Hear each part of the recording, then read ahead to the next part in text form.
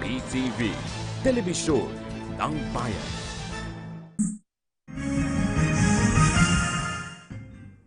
Magandang hapon Pilipinas, nagbabalik ang PTV News Break. Nahuli na ng otoridad ang ikalawa sa most wanted criminal sa Mimaropa Region, si Arnaldo Hardiniano alias Etong sa Sitio Maligaya, Barangay Gulang-Gulang, probinsya ng Quezon.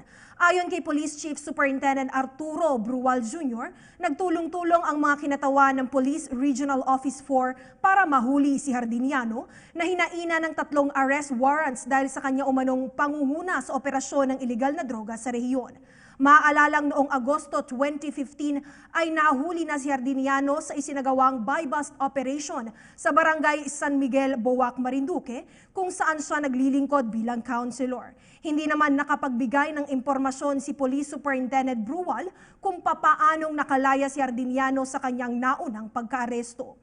Nakakulong na ngayon sa Lucena City Police Jail si Hardiniano.